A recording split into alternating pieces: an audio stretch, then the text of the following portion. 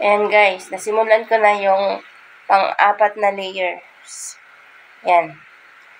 Nakita nyo guys, masyado nang malaki yung space nila.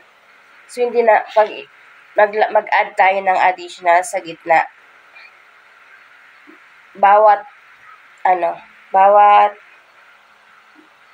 ganito, 2 days niya guys, maglagay tayo ng isang origami.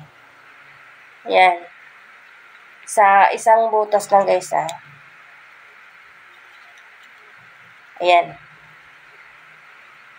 Ganyan lang kinalabasan. Para bumalik sa malapitan yung space nila. Kasi pag sobrang malayo na yung space nila, masira yung origami natin sa yung forma niya. Kasi nga malaki na nga naman yung space, hindi na aabot yung origami natin. Yan, lalagyan nyo lang siya bawat isang tusok isa. Yan.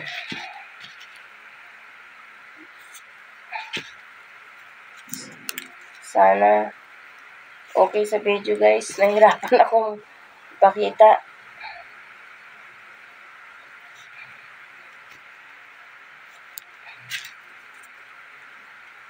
Kailangan, bago ka gumawa nito guys, nakagawa ka na ng mga ganitong origami. Para tuloy-tuloy ang paggawa mo. Hindi yung hihinto ka kasi magtutupi ka pa. Nakita nyo naman yung sa akin, marami na.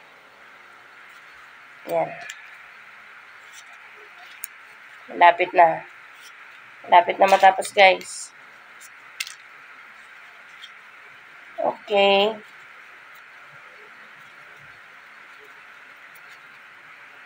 Done. Diba? Bumalik na sa maliit yung spacing niya. Ayan. Ganyan. Paano gumawa. Natapos na yun guys, i-lock natin. Maglagay na naman tayo sa ibabaw. I-lock natin sila.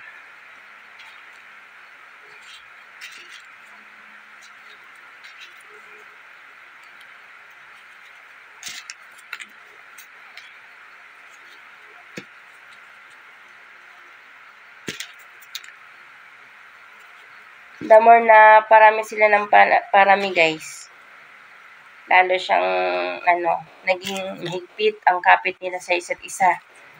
Di tulad ng umpisa, maluwag pa, kaya na hirap akong hawakan. Kasi maaring magtanggalan yung kabila, tatanggal yung kabila, di ba mahirap? Ito medyo matigas na yung gitna at mahigpit na ang kapit nila sa isa't isa. Nagkapit kamay na sila guys.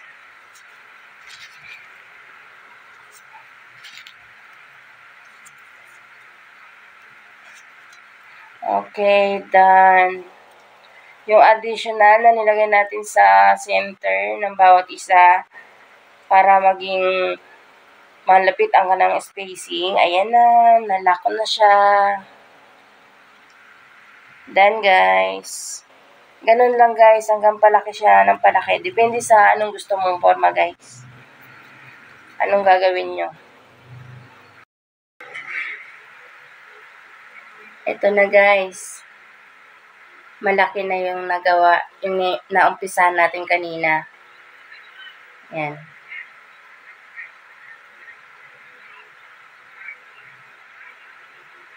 Yan. Yan yung kanyang harapan.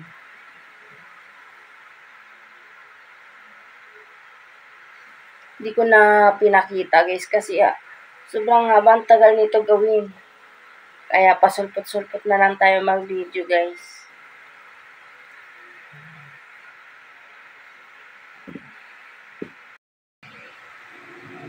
And guys, it's getting bigger and bigger na siya.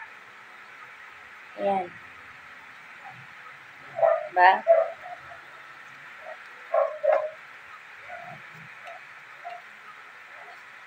Palaki na ng palaki guys. Pa-curve na siya. kanina parang may pagka-straight pa. Ngayon pa-curve na siya.